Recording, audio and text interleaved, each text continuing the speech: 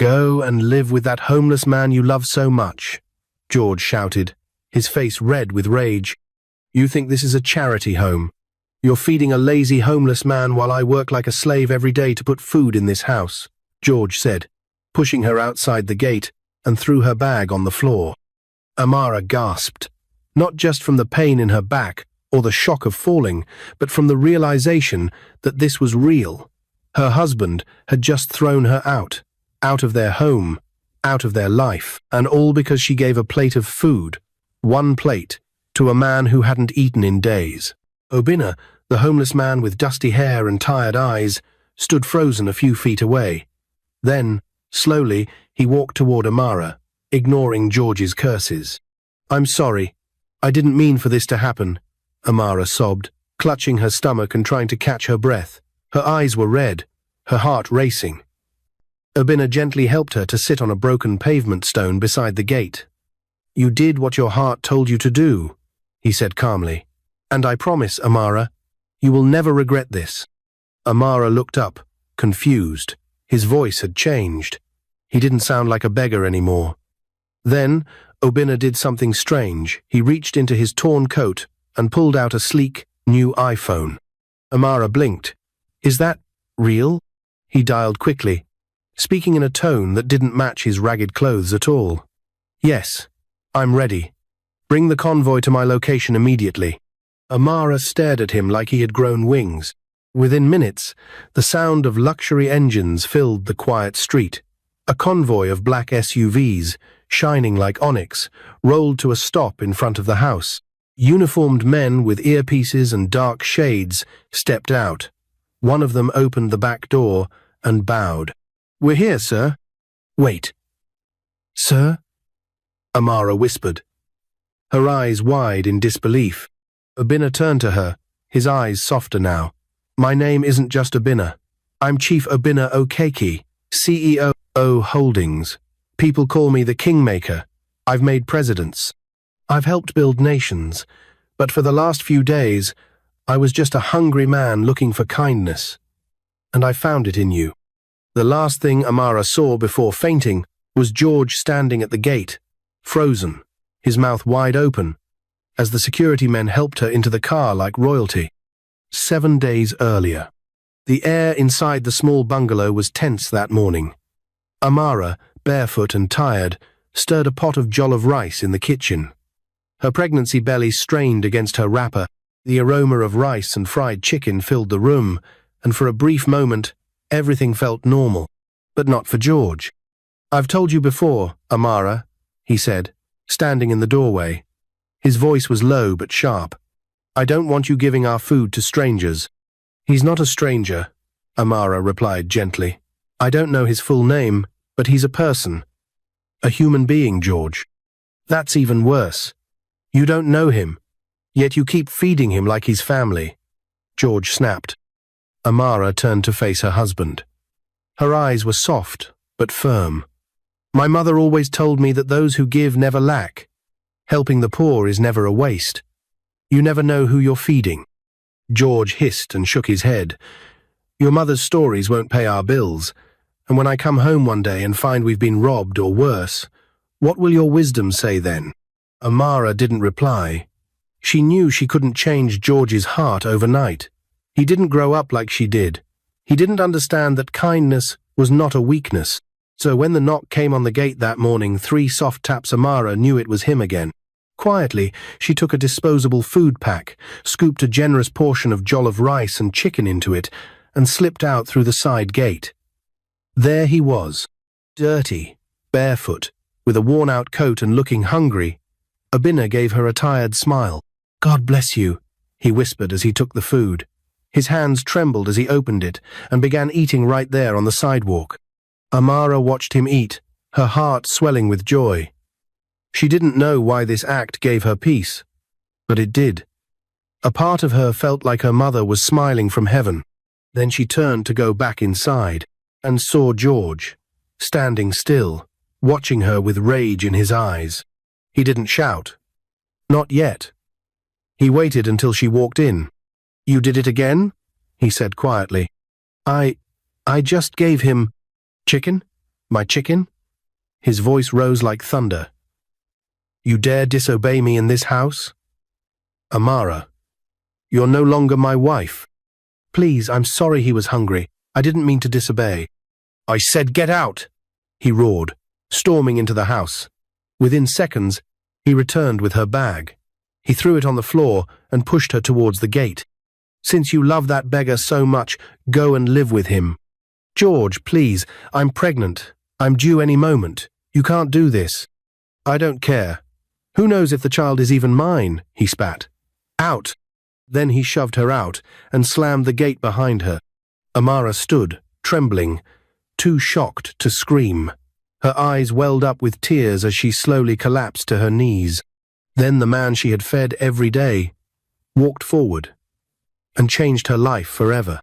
The polished black SUV rolled past the security gate, and for a long moment, Amara sat quietly, her eyes darting between the embroidered leather seats and the uniformed driver who kept peeking at her through the rearview mirror.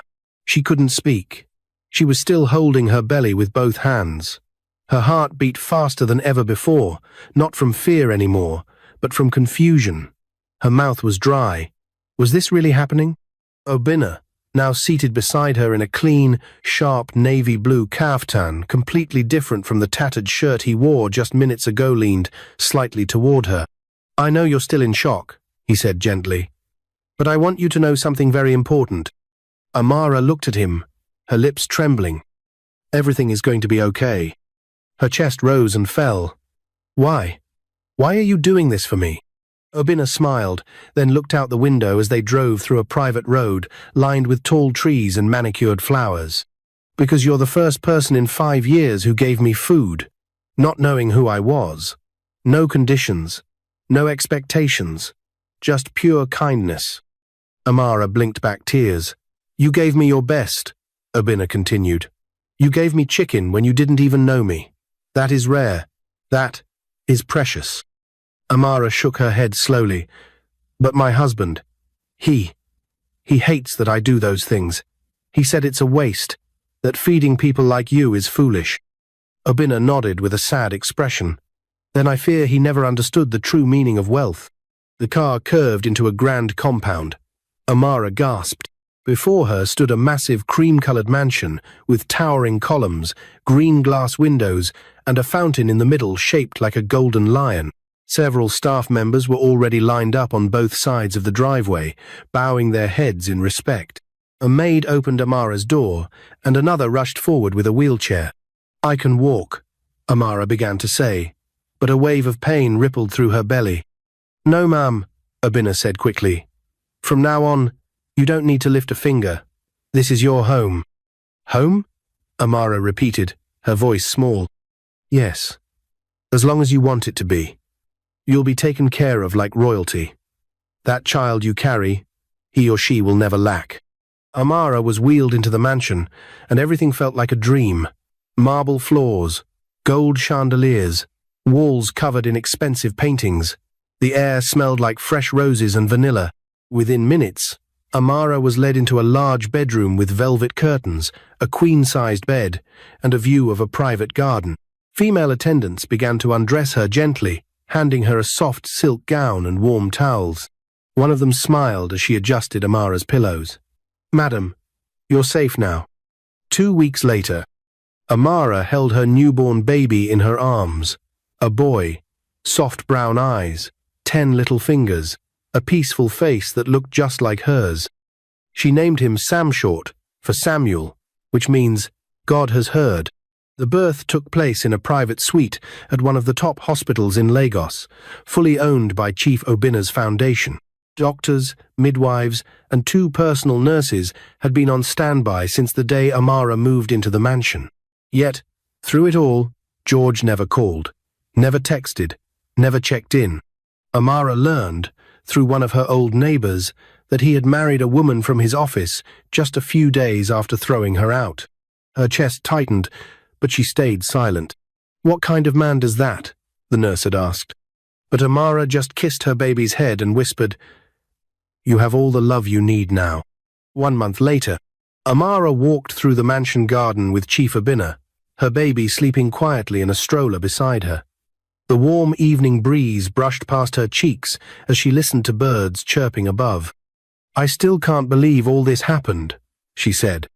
Chief Abina chuckled. "Life has a way of turning things upside down when you least expect it." Then he stopped walking. "There's someone I want you to meet." Amara turned as a tall, well-dressed young man stepped through the garden gate. His suit was crisp, his shoes shiny, and his smile wide. "Meet my son, Jonathan," Abina said proudly.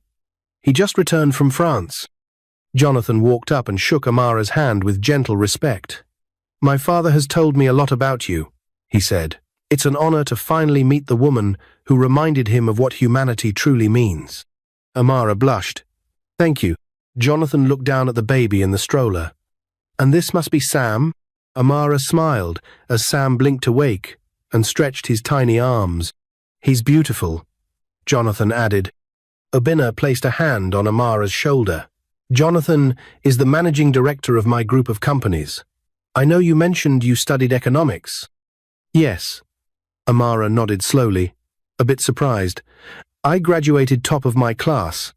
I just never had the chance to do anything with it."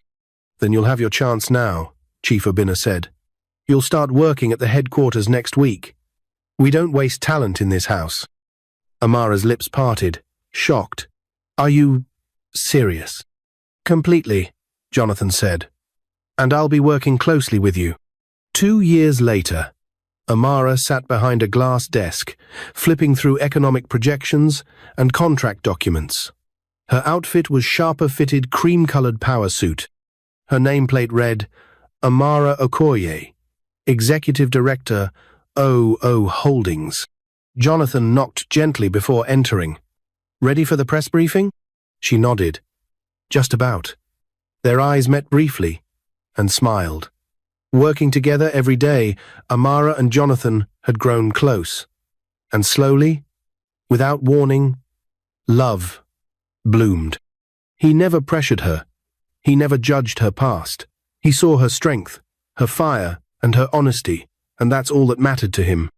When he finally proposed under the cherry blossoms in the company garden, Amara said yes through tears of joy. Chief Abina clapped like a happy child. Their wedding was the event of the year. Dignitaries, celebrities, and business moguls attended. The bride, who once had been thrown out of her home, walked down the aisle in a diamond-studded gown, escorted by the man she once fed on the street now, her father-in-law. Jonathan kissed her as fireworks lit the sky, and in that moment, Amara thought life had finally come full circle. But destiny had one more twist waiting. One morning, 12 years later, Amara and Jonathan were in the back seat of their car, laughing as they drove to Sam's high school graduation. Sam, now a handsome young man with a bright future, had just received a scholarship to study medicine abroad. The car was filled with celebration. Then Amara's phone rang. She smiled and picked up, but within seconds, her face changed. She froze. "Amara?" Jonathan asked, his tone serious. "What's wrong?" Her voice cracked. "It's Sam. He's been kidnapped." Jonathan slammed the brakes. The tires screeched as the car swerved to a halt on the highway. Amara's phone slipped from her trembling hands and landed on the car mat with a dull thud. No, she whispered, gasping as she stared blankly at the dashboard. "It's George. It's George. He took Sam." Jonathan grabbed the phone and read the message that had just come in. It was short but brutal. "You can't hide him from me anymore. He's my son. I've taken him, and you'll never see him again. George." For a moment, time stopped. Jonathan's knuckles whitened on the steering wheel. What? He growled. 12 years. That man vanished for 12 whole years, and now he comes back to steal your child?" Amara sat frozen, tears flowing. "Sam doesn't even know him. He was just a baby inside me, 9 months pregnant when George threw us out. He's never met him." Jonathan was already dialing the chief security director. "We need roadblocks. Immediate lockdown across all major exits from the school. Get the plate number and SUV description from the school gate. Full mobilization. I want helicopters if we must." "Yes, sir." The officer barked from the other end. Jonathan turned to Amara, who was shaking uncontrollably. Do you remember what the SUV looked like? Anything at all? Amara shook her head, then paused. Wait, Cynthia. Cynthia saw it. She said something. She mentioned the color and plate number. Jonathan quickly called home. Put Cynthia on the linen now. Cynthia, their 10-year-old daughter, sounded scared but clear. Daddy. It was a black SUV. The number plate started with KRD 411. He went toward the express road, the side with the big orange billboard. That's all I need, baby. You did good. He hung up and looked at Amara. We're getting him back. I swear it. An hour later. At a federal checkpoint, not far from the interstate bridge, officers in bulletproof vests stopped a black SUV. The driver wore dark shades, and beside him sat George, now looking older but still full of pride and arrogance. In the back seat, Sam sat confused, tense, arms folded across his chest. Is there a problem, officer? George asked smoothly. Yes, the lead officer said. We have an alert on this vehicle. Please step out. I'm his father, George barked. I have the right to take my own son. Sam's voice cut through the air. You're not my father. I don't know you. I have never seen you before. George froze. The officers opened the back door gently. Are you Sam Okoye? Sam nodded. Yes, sir. Did you come with this man willingly? No. He tricked me. He said there was an emergency and Mum sent him. George's smirk vanished. Before he could say another word, he was in handcuffs. Back at the mansion, when Sam stepped out of the black federal car, Amara screamed and ran into the driveway, arms open. Sam dropped his backpack and rushed into her arms.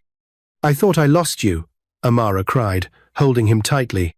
You'll never lose me, Mom, he said, his voice shaking. Never. Jonathan placed a hand on Sam's shoulder. You're safe now. I promise. Sam looked up at him. Thank you, Dad. Those words made Amara's heart swell.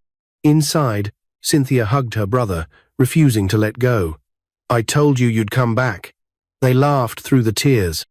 A week later, the case hit national headlines. News stations aired the footage of George being led in handcuffs to the courtroom. Old neighbors recognized him.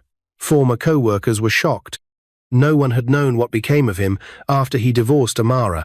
The court found George guilty of child abduction, neglect and abandonment, psychological harm, false identity usage to remove the child from school.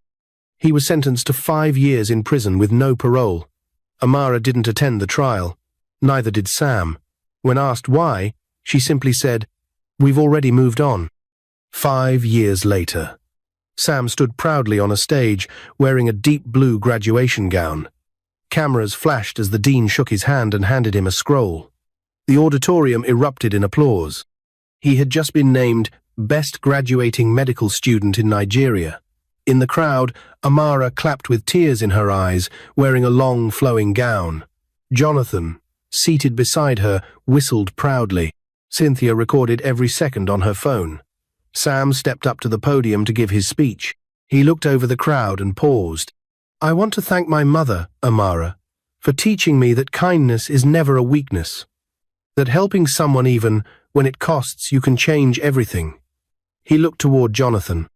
And to my dad, the man who stepped in when someone else stepped out. You taught me strength, discipline, and love. I wouldn't be standing here without you. The audience applauded.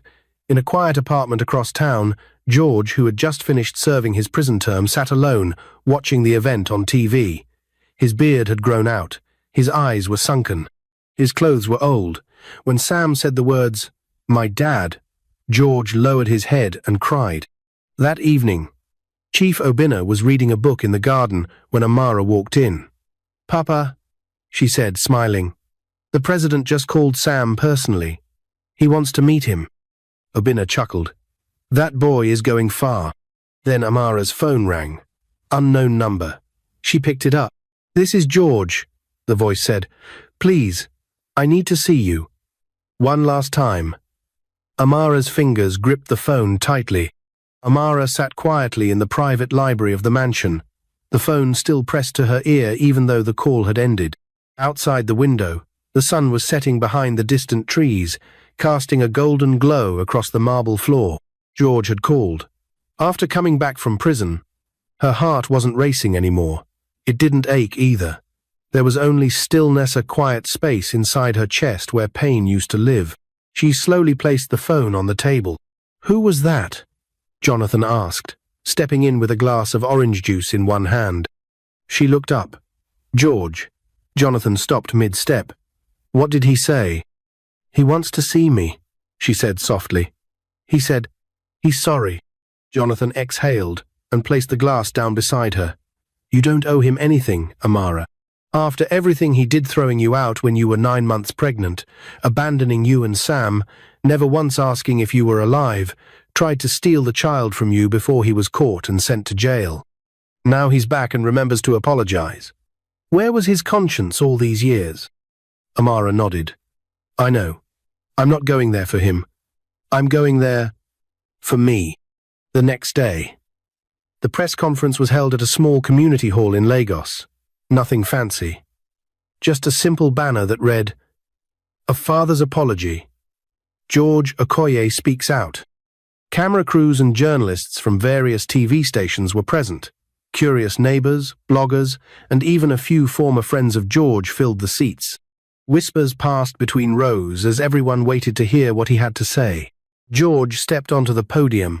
He looked completely different from the proud man who once stood at the gate yelling at Amara. His shoulders had shrunk. His clothes were plain. His face was older, heavier with regret. He cleared his throat and looked at the sea of faces before him. "My name is George Okoye," he began, voice shaky, "and I'm here to publicly apologize for the worst mistake of my life." Cameras flashed across the hall. "I once had a wife, a good woman. Her name is Amara. She was kind, too kind. The kind of woman who could feed a stranger even if she was starving. And I hated that about her." He paused, his voice catching. "I thought kindness was foolishness. I thought helping the poor was a weakness. I thought I was strong, but I wasn't. I was a coward and a fool." Whispers grew louder in the hall. "I threw her out when she was heavily pregnant because she gave food to a homeless man, someone I thought was worthless. I didn't know that man was Chief Obinna, one of the most powerful men in this country. But even if he wasn't, my actions were unforgivable." George looked into the cameras.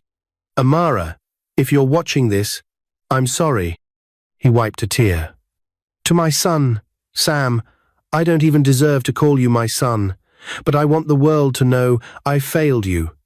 I failed as a father, and I will carry that shame for the rest of my life." He turned his head, as though speaking directly to the air. "To Chief Obinna, thank you for doing what I didn't. Thank you for raising Sam, for giving Amara a real home. I never deserved her, and I accept that." The hall went silent. Then, slowly, a few people began to clap. Back at the mansion, Amara watched the conference from the living room, with Jonathan and Chief Obinna. She didn't say anything when it ended. She just sighed and stood up. "He's finally seen what he lost," she said. Jonathan looked at her. "Will you let him meet Sam?" "I'll leave that up to Sam." That evening, Sam sat on the edge of the garden fountain, flipping through messages on his phone when Amara approached him. She sat beside him quietly. "You saw the video?" He nodded. "Everyone's talking about it. Even some of my classmates sent me clips." Amara smiled faintly. "He asked to see you." Sam looked up. "Why now?" She didn't have an answer. Instead, she touched his shoulder. "You don't have to see him. You're not obligated." Sam sat silently for a moment, then shook his head. "He didn't want me when I was a baby. He didn't feed me. He didn't clothe me. He didn't even know what school I went to. But now that I'm being celebrated on TV, he suddenly remembers I'm his son." Amara opened her mouth, then closed it again. "I already have a father," Sam said firmly. "His name is Jonathan.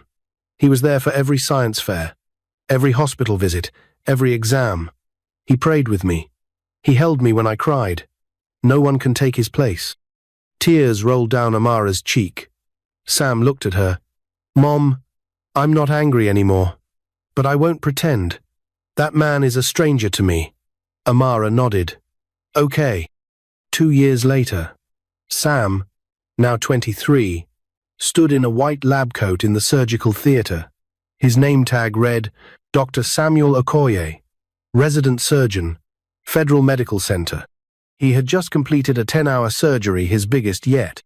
The president's daughter had suffered a brain tumor, and no other surgeon dared attempt it. Sam had stepped up. The surgery was successful. The media exploded with praise. Newspapers hailed him as the miracle hands of the country. The president personally awarded him the National Honor Medal for service and bravery. That night, a televised event showed Sam stepping onto the stage, a standing ovation following every step. When he took the mic, the hall fell quiet. "I'm honored beyond words," he said. "But today isn't about me alone." He looked toward the first row, where Amara and Jonathan sat. "It's about the woman who believed in kindness, and the man who believed in me. My mum, love saved a stranger, and your kindness saved me. Dad Jonathan, you gave me a name and a future." Applause thundered through the hall. Somewhere across town, George sat alone again, in a small room with peeling walls and a flickering TV.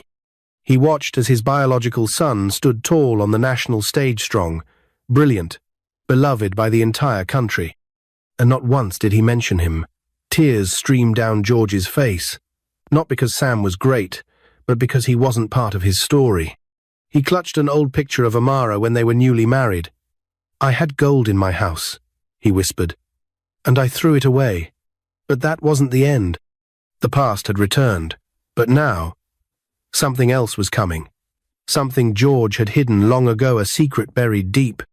And when it came to light, it would shake everything. It was a quiet Sunday afternoon when the letter arrived. Chief Obinna sat in the reading room, his hands gently turning the pages of an old journal, when a maid entered and handed him a white envelope with no return address. He frowned. It was addressed to Mrs. Amara Okoye, private. He handed it to a guard. "Take this to Amara." Minutes later, Amara sat in her study, Sam beside her, working on medical journal notes. Cynthia was playing the piano softly in the background. "Mom," Sam said, "a guard dropped this off." Amara took the envelope, carefully opened it, and pulled out a single handwritten page. As she read the first line, her fingers froze. Her eyes widened. The room grew still. "Mom?" Sam asked, standing up. "What is it?" Amara slowly passed the letter to Jonathan, who had just entered. His face darkened as he read the contents aloud. "To Amara, if you are reading this, then it means I can no longer carry this burden in silence. What I'm about to reveal is something I should have said years ago, but I was too ashamed, too broken, too afraid of what it would destroy.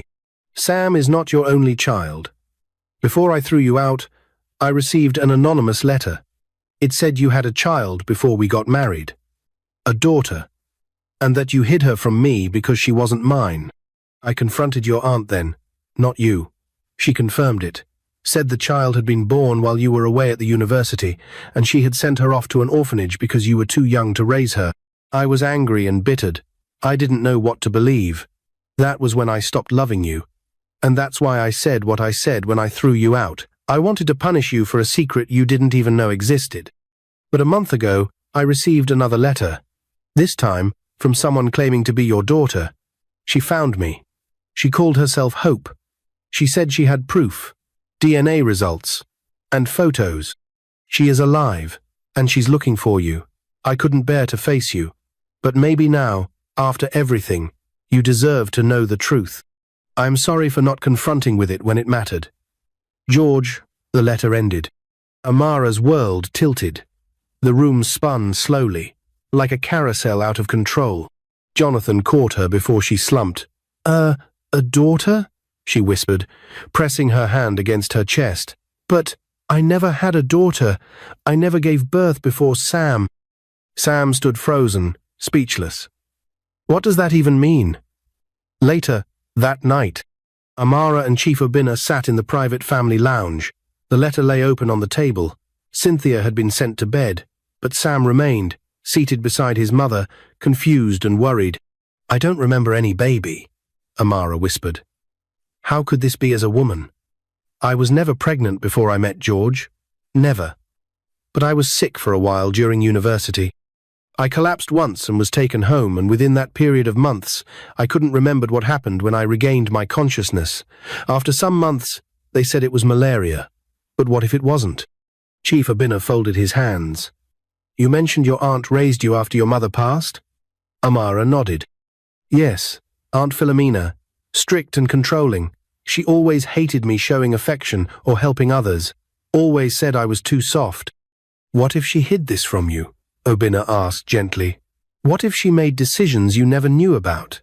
Amara looked toward Jonathan, her voice trembling. "What do I do? How do I find her?" Sam spoke. "We find her, Mom. We don't wait. We look for her." 2 weeks later, using every resource within Chief Obinna's network, investigators were sent across the country. Adoption records, old orphanage registries, DNA centers, hospital transfers. And then, a break came. A woman named Hope Chisom Emeka had visited a Lagos DNA center twice in the past 6 months.